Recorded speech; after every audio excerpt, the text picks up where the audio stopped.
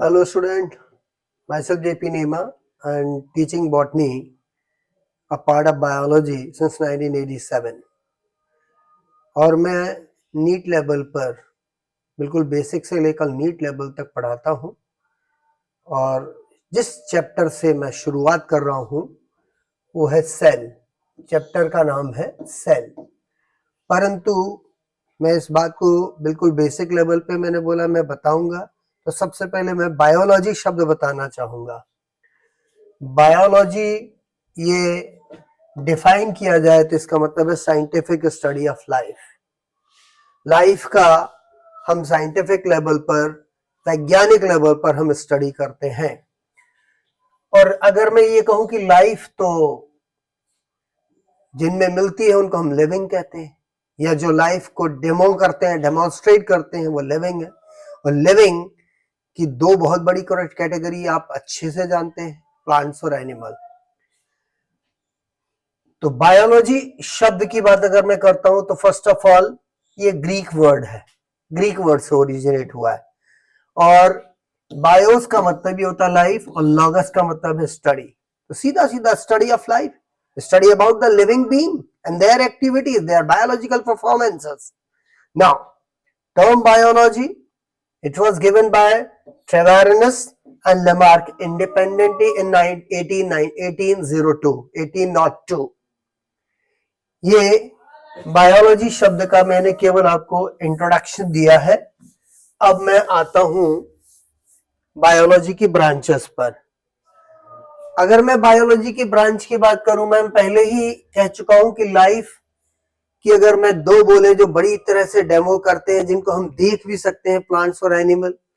तो प्लांट्स की जब बात कर रहा हूं तो बॉटनी आ जाती है, study of plant life botany, and study of animal life zoology. यानी ये दो बेसिक और ब्रॉड ब्रांचेस हैं बायोलॉजी की। और आई एम अ बॉटनिस्ट, मैं बॉटनी डील करता हूं और लंबे समय से नीट को भी पढ़ा रहा हूं। तो बॉटनी माय प्रेफरेबल सब्जेक्ट। तो बॉटनी के अंतर्गत हम प्लांट्स की लाइफ की स्टडी करते हैं। बॉटनी में हम केवल प्लांट लाइफ की स्टडी करते हैं, whereas animal life is dealt under zoology. Animal life is dealt under zoology. So दो ब्रांच हो गई, बॉटनी और zoology। बॉटनी के लिए एक ब्रांच, एक वर्ड और है, सॉरी, बॉटनी के लिए एक शब्द और है, दैट इज फाइटोलॉजी। फाइटोन का मतलब ही होता है प्लांट, है लॉगस हमेशा, that word is logos or to discourse. Plant के बारे में पढ़ो तो फाइटोलॉजी कह देना। अब let's come to the our chapter. हम अपने चैप्टर पर आगे प्रोसीड करें और वो चैप्टर है सेल, चैप्टर 5, जो 9th क्लास की पुस्तक में एनसीईआरटी में दिया है, और the fundamental unit of life. सबसे पहली बात, कोई भी living being, any living being is made up of cell और ग्रुप ऑफ सेल। सेल उसकी बेसिक स्ट्रक्चरल यूनिट है, यानी जो लिविंग बॉडीज आप देखते हैं वो सेल की बनी। तो बेसिक यूनिट या फंडामेंटल यूनिट यही है। अब स्टडी ऑफ सेल की जब बात कर रहा हूं तो इसके लिए कहा जाता है cytology, study of cell, cytology. और ये आपको डिस्प्ले में दिख भी रहे हैं दो सेल। देखिए, इस तरफ वाला जो है प्लांट सेल है और ये वाला जो सेल है एनिमल सेल है। ठीक है, बिकॉज मैं केवल अभी टारगेट कर रहा हूं बड़ों को, आई मीन प्लांट्स और एनिमल को लेकर चल रहा हूं। आगे बढ़ा जाए अब इसके। Cell, it's a study I have already mentioned, that is cytology. इसकी डिस्कवरी जो 9th क्लास में शुरुआत में पुस्तक में भी लिखी है, रॉबर्ट हुक का नेम आया है। Robert hook, he was English polymath. Polymath का मतलब है नंबर ऑफ फील्ड में एक्सपर्टाइज होना। तो ही वाज इंग्लिश पॉलीमैथ।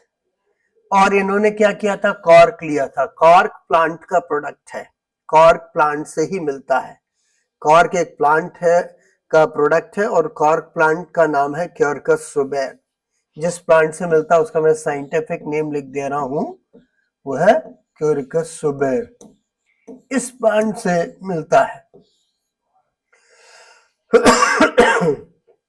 तो कॉर्क, इसके उसने क्या किए, बिल्कुल थिन स्लाइसेस लिए और खुद के साफ लिखा है, उसके अपने माइक्रोस्कोप में उसने उनको देखा तो उसको दिखाई दे रहा था हनी कोम्ब लाइक चैम्बर्स। ये जो है ओरिजिनल पिक्चर है जो मैंने नेट से ली है, और ये आपको देखने से ऐसा लग रहा है जैसे मधुमक्खी का छत्ता हो या हनी कोम्ब लाइक स्ट्रक्चर इसमें नजर आ रहा है।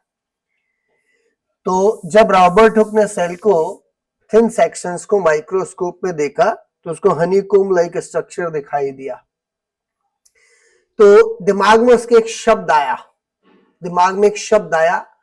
चैम्बर, एम्प्टी चैम्बर्स, खाली कक्ष वर्ड आया और उसके लिए एक टर्म है सेल।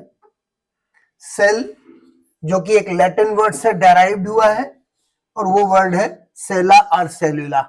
और सेलुला या सेला का मीनिंग ये होता है स्मॉल रूम और चैम्बर्स।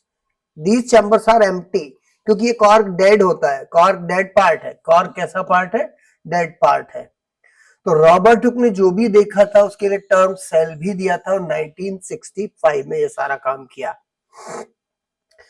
तो लिविंग सेल की बात नहीं कर रहा हूं, कॉर्क नॉन लिविंग है, कॉर्क नॉन लिविंग है। तो रॉबर्ट हुक के द्वारा जो कॉर्क देखा गया था, बेसिकली हम ये कह सकते हैं, एक तो वो लिविंग नहीं था, सेकंड वन कि वो सेल फ्री भी नहीं था, वो ग्रुप में था। तो Robert Hooke didn't study living cell, independent living cell उसने नहीं स्टडी करी है, that was in the group and it was dead. फिर आते हैं, आगे बात करता हूं इसमें, रॉबर्ट हुक के बाद आते हैं किसी ने तो लिविंग सेल की स्टडी करी होगी। इसमें एक और इंपॉर्टेंट बात आती है, ये जो एक बुक का पेज है रॉबर्ट हुक की बुक का, that is titled as Micrographia. तो Robert Hooke wrote Micrographia which gives idea about his work. It's a monograph on cell. It's a monograph on cell. Sorry.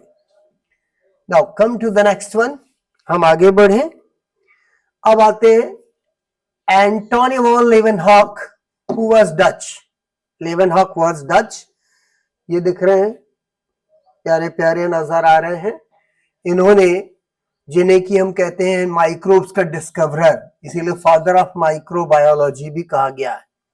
He discovered live cells, he discovered protozoa and bacteria both. तो live cell का discoverer आएगा तो ये answer आपको ये देना है।